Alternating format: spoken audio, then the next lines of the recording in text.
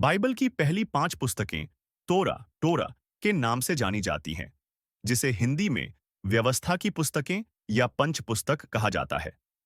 ये पुस्तकें मूसा द्वारा लिखी गई मानी जाती हैं, इसलिए इन्हें मूसा की पुस्तकें भी कहा जाता है। यहाँ प्रत्येक पुस्तक का हिंदी नाम और उनका सारांश दिया गया है। पहली उत्पत्ति, जेनेसिस। यह पुस्तक संसार की सृष्टि से शुरू होती है। मुख्य बातें। परमेश्वर ने 6 दिनों में संसार की रचना की। आदम और हव्वा की सृष्टि और उनका पाप में गिरना। नूह और प्रलय। बाबेल का मीनार।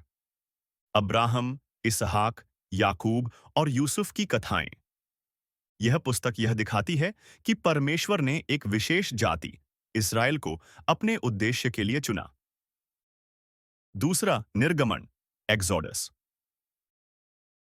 यह पुस्तक इस्राएलियों की मिस्र की दास्ता से मुक्ति की कहानी बताती है। मुख्य बातें। मूसा का जन्म और बुलाहट, जलती झाड़ी में। 10 विपत्तियां। लाल समुद्र का विभाजन। 10 आज्ञाएं। 10 आज्ञाएं। तंबू, टैबरनेकल की व्यवस्था। यह पुस्तक परमेश्वर की शक्ति और उसकी उपस्थिति को प्रकट करती है। तीसरी लय व्यवस्था, लेविटिकस। यह पुस्तक पूजन, बलिदान, पवित्रता और याजकीय विधियों के नियम बताती है। मुख्य बातें। होम बलि, मेल बलि, पाप बलि आदि। याजकों के नियम। शुद्ध और अशुद्ध वस्तुएं। प्रायश्चित का दिन, दिन प्रायश्चित। नैतिक और सामाजिक नियम। यह पुस्तक परमेश्वर के प्रति पवित्र और समर्पित जीवन की शिक्षा देती है। चौथी गिनती, नंबर्स। यह पुस्तक इजरायलियों की जंगल में यात्रा और उनकी गिनती पर आधारित है। मुख्य बातें।